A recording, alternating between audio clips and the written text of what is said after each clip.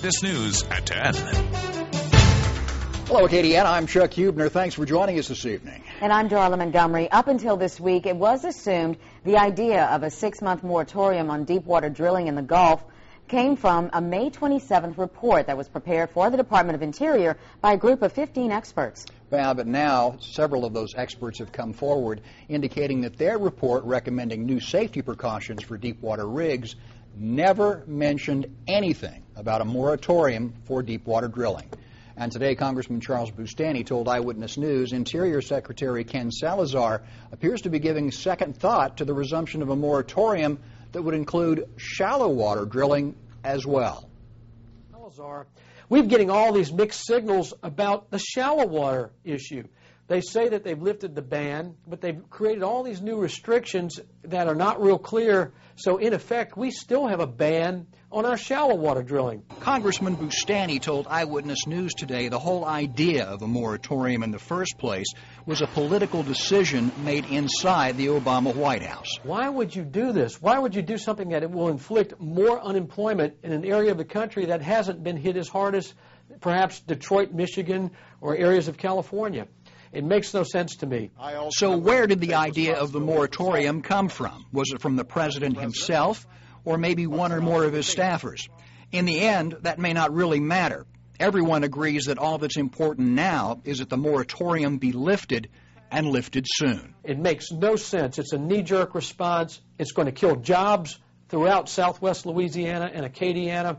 It's going to hurt our small communities, the tax base in our small communities, and we are determined to fight this. With every day that passes, Boustany says the future of thousands of Louisiana jobs slips closer towards being lost.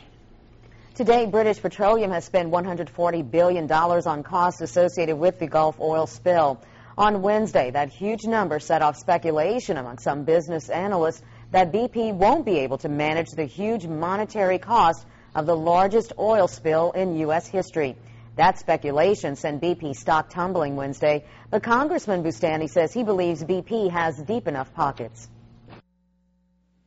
Well, the indications are that they do. We're going to watch this very closely. BP has said multiple times they are going to be they will be responsible for taking care of all the claims, and we're going to hold them accountable. There's no question about it.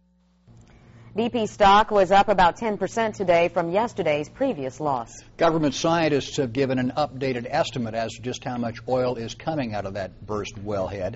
Now they say that it may be double their previous estimate. Researchers now say as much as 50,000 barrels a day, or roughly 2.1 million gallons of crude oil, may be flowing out of that burst wellhead after the riser was cut earlier this month. The previous estimate said just over 1 million gallons was leaking daily at its highest point. The panel had no estimate on how much was coming out after the riser was cut. President Obama welcomed the families of the 11 men killed in the Deepwater Horizon rig explosion today at the White House. The president acknowledged the grief the families are going through. While there, several of the families asked the president about repealing the 90-year-old death on the high seas law, which limits liability for wrongful deaths that happen more than 3 miles offshore. One of the family members at the meeting said the president promised to look into that law. Log on to KLFY.com for a look at the lives of the men who died in the Deepwater Horizon disaster. While that was happening today, Congress was making more